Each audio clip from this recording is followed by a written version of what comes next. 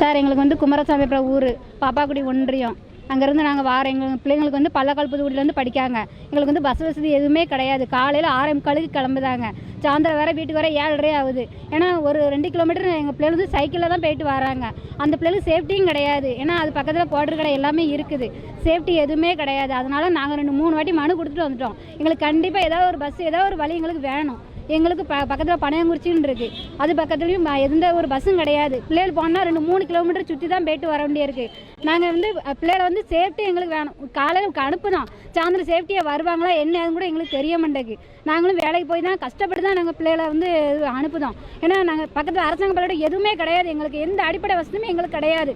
அதனால் இந்த ஒன்று வந்து எங்கள் பள்ளியோட பஸ் எதுவும் எங்களுக்கு வேணும், கண்டிப்பாக எங்களுக்கு விடணும். இதை ஒன்று தான் நாங்கள் கோரிக்கையாக வச்சுருக்கோம். அதனால் இந்த ஒரு வாரத்துக்கு எங்களுக்கு பஸ்ஸு கண்டிப்பாக வேணும். ஏன்னா எங்களுக்கு 10-30 பிள்ளைகள் படிக்குது. அந்த பிள்ளைகள் சேஃப்டியாக போயிட்டு வரணும். காலையிலும் சரி சாயந்தரமும் சரி எங்கள் வீடு வந்து சேரணும் பிள்ளைகள். ஏன்னா நாங்கள் வந்து படிக்க வைக்கணும்னு நினைக்கிறோம் பிள்ளைகளை. அதுக்கு சேஃப்டியாக எங்களுக்கு எல்லாமே செஞ்சு தரோம். நாங்கள் சம்மந்தமாக கலெக்டரை தான் பார்க்க 3 வாட்டி இது பண்ணியாச்சு. அதனால் அங்கெல்லாம் முடியலை. அதனால் கலெக்டரை பார்க்க வந்திருக்கோம். எங்களுக்கு கண்டிப்பாக பஸ் வசதி வேணும். என் பேர் வள்ளி. எனக்கு குமாரசாமிபுரம். நான் குமாரசாமிபுரத்துலேருந்து வாரோம். இப்போ குமாரசாமிபுரம் பனையங்குறிச்சியிலேருந்து வாரோம். ஒரு 30 பிள்ளைகளுக்கு மேலே தான் இருக்கும். 6 மணிக்கு நாங்கள் இருந்து கிளம்புதோம். 6:45 பஸ்ஸு பிடிக்கும். பஸ் பிடிச்சி பாப்பாக்குள்ளே தான் போட்டு போகிறோம். அங்கேருந்து இடைகாலில் இறங்கி இடைகாலிலேருந்து ஒரு பஸ்ஸை பிடிச்சி போகிறோம். கஷ்டமாக இருக்குது. அதனால் காலைல 6:45 போய் நைட்டு 7:30 தான் வீட்டுக்கே வரோம். அதனால் எங்களுக்கு பஸ்ஸு கிடைக்கணுன்ட்டு கலெக்டர் ஆஃபீஸ்க்கு வந்திருக்கோம். பஸ்ஸே கிடையாது. அதுக்காக தான் வந்திருக்கோம். ஆமாம், ரொம்ப கஷ்டமாக இருக்குது. கால்லாம் வலிக்கும், ஸ்டெடிலாம் வைக்காங்க. அதனால் அங்கேருந்து வர்றதுக்கே ஒரு 7:30 ஆயிருந்தோம். பக்கத்தில் வேற ஒயின் ஷாப் வேற இருக்குது. படிக்கட்டில் தொங்கிட்டு தான் வராங்க பாதி பேர். கூட்டமும் ரொம்ப இருக்கு. 5 மணிக்கு அந்த பஸ்ஸை விட்டுட்டோம்னா அதில் ரொம்ப கூட்டம் இருக்கு. அதை விட்டுட்டோம்னா 6 மணிக்கு தான் பஸ்ஸே கிடைக்குது. 3